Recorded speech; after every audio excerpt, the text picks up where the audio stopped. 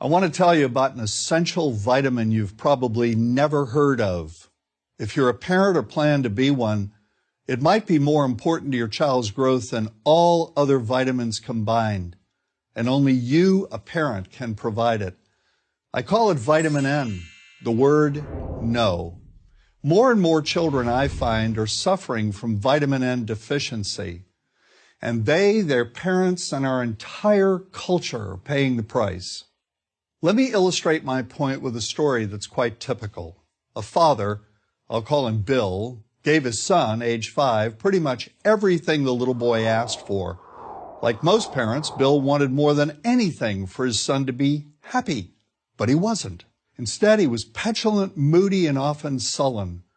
He was also having problems getting along with other children. In addition, he was very demanding and rarely, if ever, expressed any appreciation, let alone gratitude, for all the things Bill and his wife were giving him. Was his son depressed, Bill wanted to know? Did he need therapy? His son, I told him, was suffering the predictable ill effects of being overindulged. What he needed was a healthy and steady dose of vitamin N. Overindulgence, a deficiency of vitamin N, leads to its own form of addiction. When the point of diminishing returns is passed, and it's passed fairly early on, the receiving of things begins to generate nothing but want for more things. One terrible effect of this is that our children are becoming accustomed to a material standard that's out of kilter with what they can ever hope to achieve as adults. Consider also that many, if not most, children attain this level of affluence not by working, sacrificing, or doing their best, but by whining, demanding, and manipulating.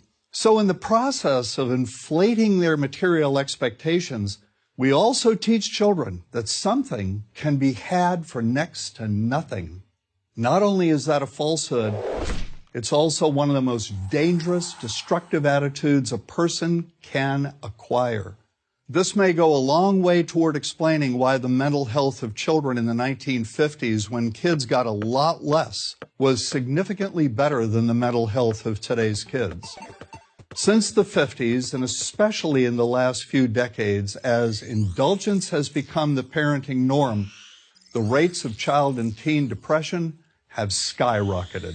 Children who grow up believing in the something for nothing fairy tale are likely to become emotionally stunted, self-centered adults.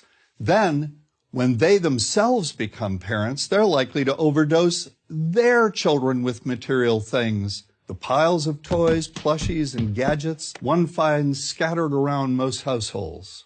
In that way, overindulgence, a deficiency of vitamin N, becomes an inherited disease, an addiction passed from one generation to the next. This also explains why children who get too much of what they want rarely take proper care of anything they have. Why should they? After all, experience tells them that more is always on the way. Children deserve better.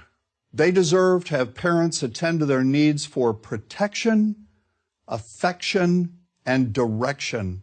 Beyond that, they deserve to hear their parents say no far more often than yes when it comes to their whimsical desires. They deserve to learn the value of constructive creative effort as opposed to the value of effort expended whining, lying on the floor, kicking and screaming, or playing one parent against the other.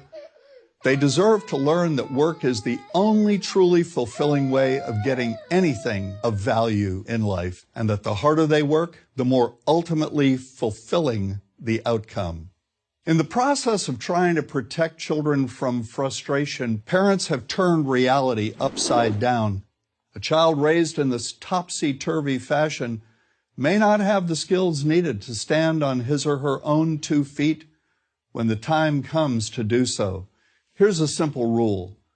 Turn your children's world right side up by giving them all of what they truly need, but no more than 25% of what they simply want. I call this the principle of benign deprivation. When all is said and done, the most character-building 2-letter word in the English language is no. Vitamin N. Dispense it frequently. You'll be happier in the long run, and so will your child. I'm John Rosemond, author and family psychologist for Prager University. To subscribe to our YouTube channel, click here. To help keep our videos free, donate here.